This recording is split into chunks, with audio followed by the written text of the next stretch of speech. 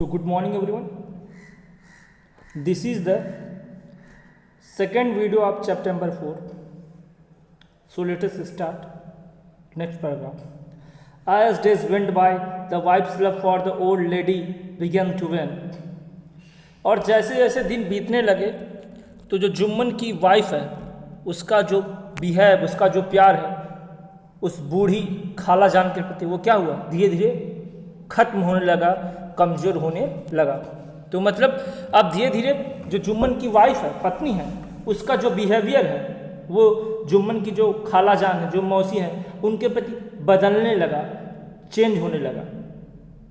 दोनों में क्या समझौता हुआ था कि जो जुम्मन की खाला जान थी, मतलब मौसी थी, उन्होंने अपनी प्रॉपर्टी, अपनी ज़मीन जायदाद जुम्मन के नाम पे कर दी थी और इसके बदले में जुम्मन को जब तक वो जिंदा थी तब तक उनको अपने घर पर रहकर उनकी देखभाल और खाना पिलाना था। लेकिन अब जो जुम्मन की वाइफ है, उनका जो बिहेव है, उनका जो अपनी खाला जान के प्रति जो प्यार है वो क्या हुआ, अब कम होता दिखाई दे रहा। She felt the old lady to be an unnecessary burden on her means and energy. अब जो जुम्मन की वाइफ है उसको ऐसा लग रहा कि वो जो बूढ़ी औरत है वो उनके ऊपर एक बोझ है, वो उनके ऊपर एक इकोनॉमिक, आर्थिक रूप से और वैसे भी उनके ऊपर क्या है, बोझ के रूप में मान। मतलब अब वो बूढ़ी औरत उनको बर्डन लग रही, बोझ लग रही, उनको लग रहा है कि हम एक बर्डन को ढो रहे हैं, एक बोझ को ढो रहे हैं। Predictably, her dislike for the aunt reflected in her behavior towards her. और अब उसने अपने बिहेवियर से, व्यवहार से वो खाला जान को,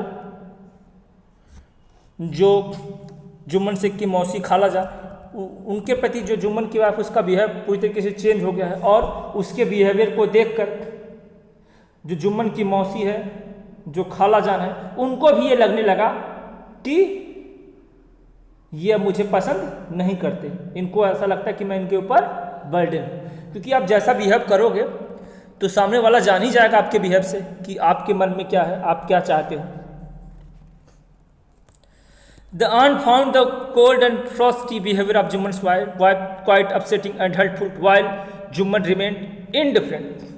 तो जुम्मन की वाइफ, अब जो जुम्मन की खाला जान है, जो उनकी मौसी है, उनके साथ उसका बिहेवियर पूरी तरीके से चेंज हो गया है, वो ठीक से बिहेव नहीं कर रही है। तो उसके इस बिहेवियर को देखकर जो जुम्मन की खाला जान है, जो जुम्मन की मौसी है, उनको तकलीफ हो रही है, वो भी अपसेट है, उनको क्या हो रही है, तकलीफ हो रही है। वाइल जुम्मन रिमेन इंडिफरेंट, लेकिन जुम्मन के ऊपर भी कोई प्रभाव नहीं है। मतलब जो जुम्मन की पत्नी है वो ठीक से बिहेव नहीं कर रही है, ठीक से बर्ताव नहीं कर रही जुम्मन की खाला जान के साथ।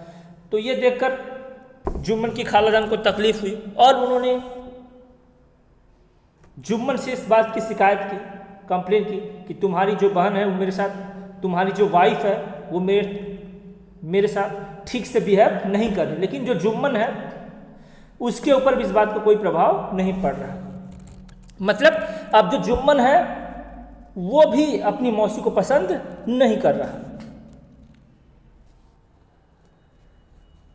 I wonder how long I have to look after this old woman.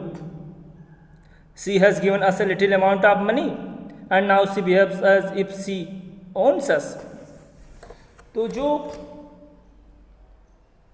Jumman की पत्नी है, वाइफ है, वो कहती है कि मुझे ये आश्चर्य होता है कि अभी कितना और हमको इसको देखभाल करनी है। जुम्मन की वाइफ जुम्मन से कहती है कि कब तक हमको इस औरत की देखभाल करनी है, कब तक हमको इसको ढोना है। इसने हमको थोड़ा सा पैसा दिया है, इसने हमको थोड़ा सा पैसा क्या दे दिया, थोड़ी सी अपनी ज़मीन जायदाद क्या दे दी। ऐसा लगता है कि इसने क्या किया, हमको खरीद लिया है, ये हमारी ओनर हो चुकी है।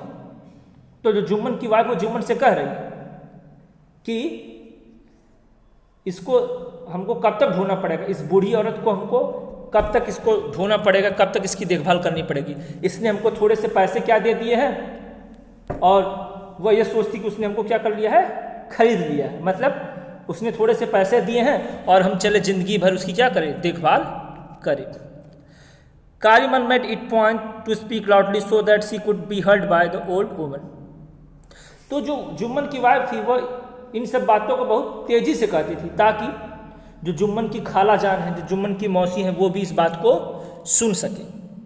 तो मतलब जो जुम्मन की पत्नी थी वो जुम्मन की खाला जान मतलब उनकी मौसी को सुनाने के लिए ये सब चीज़ें कहती थी कि कब तक इस बुढ़िया को हमको ढूंढना पड़ेगा, इसने थोड़े से पैसे क्या दे दिए, हम इसके नौकर हो गए, गुलाम हो गए, इसकी हम जिंदगी भर चले देखभाल करें। तो जानबूझकर उस बुढ़िया को सुनाने के लिए जुम्मन की वाइफ इन चीज़ों को तेज से कहा करती थी।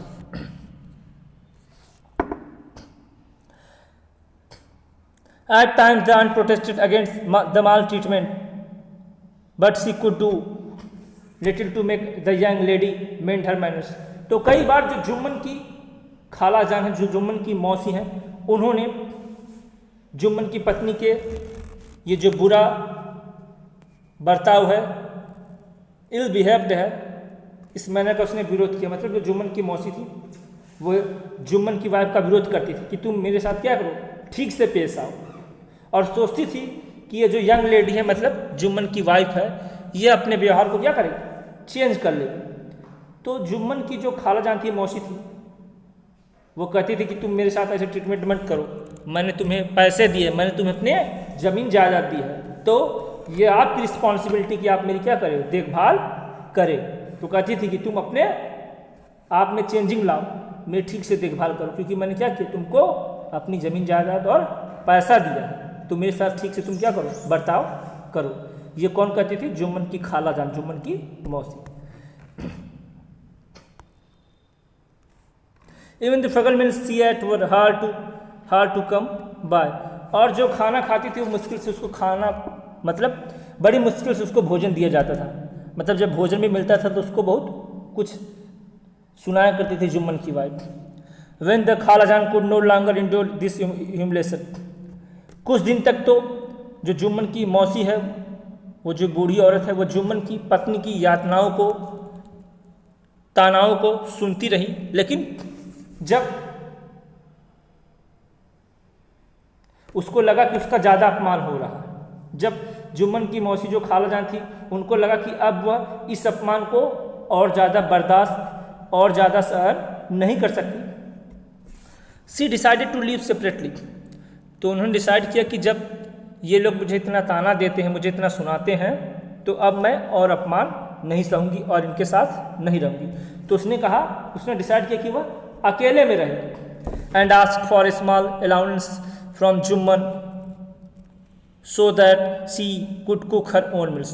तो जुम्मन की जो खालाजान थी, मौसी थी, वो जुम्मन के पास गई, बोली मैं अब और अपमान नहीं सह सकती, मैं अब अकेले से रहूँगी और आप लोग मुझे क्या करिए, अलाउंस मतलब कुछ पैसे मुझे दीजिए ताकि मैं अपने लिए अलग से भोजन बना सकूं। तो जुम्मन की खालाजान, जुम्मन की मौसी जुम्मन के पास गई कि मैं अब आप लोगों के साथ नहीं रह सकती और अपमान नहीं सह सकती, इसीलिए मैं अलग से रहूँगी और जो मेरी ज़मीन जायदाद, जो पैसा मैंने आपको दिया है, तो उसके बदले में मुझे क्या करिए, आप कुछ पैसे दीजिए ताकि मैं अलग से अपना भोजन बना सकूं। Jumman was furious. तो जब जुम्मन की खालाजान ने, जुम्मन की मौसी ने जुम्मन से बात कही तो जुम्मन क्या हुआ, क्रोधित हो गया, गुस्सा हो गया।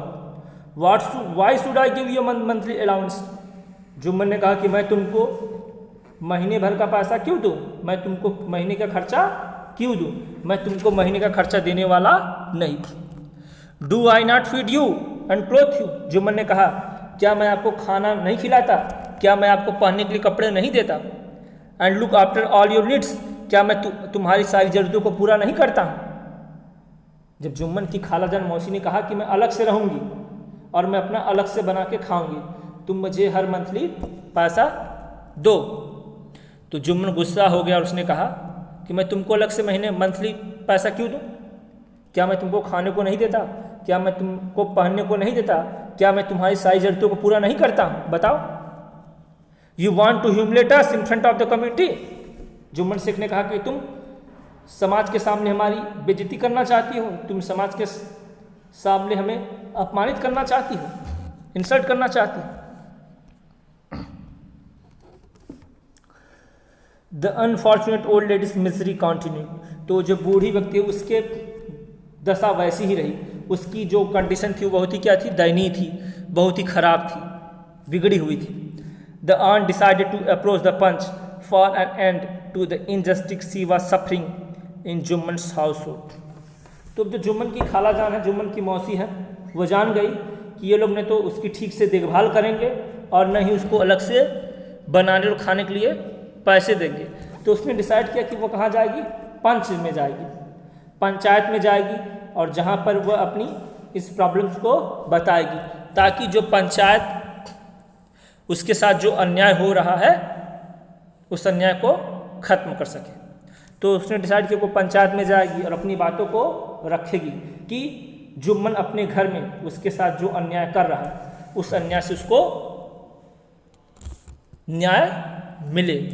तो जुम्मन की जो वाइफ है, जुम्मन की जो खाला जान है, मतलब जो जुम्मन की मौसी है, उनको लगा कि ये दोनों मेरी देखभाल भी नहीं करेंगे और न मुझे खाने के लिए देंगे न पीने के लिए देंगे। तो उसने डिसाइड किया कि अब मुझे पंचायत जाना चाहिए और इस बात का निर्णय पंचायत ही लेगी। Jumman was not perturbed at this. In fact, he was quite confident that the people of the village liked him and would be on his side rather than listening to an old woman's rantling.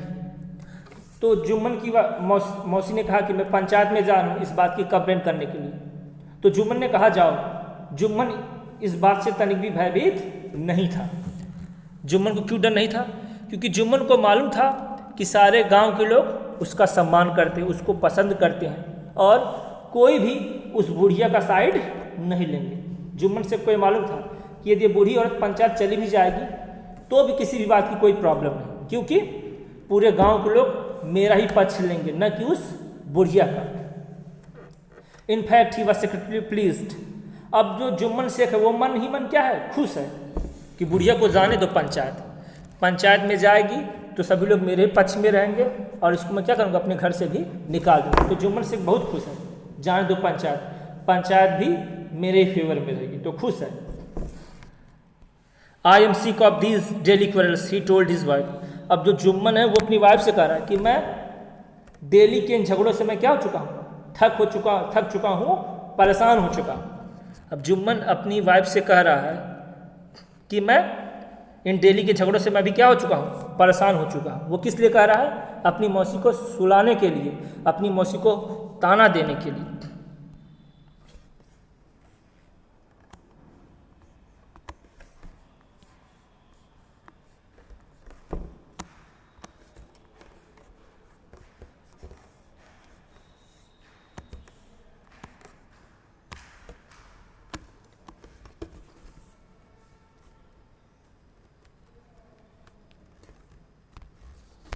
Page number 51 now. क्या हो रहा है?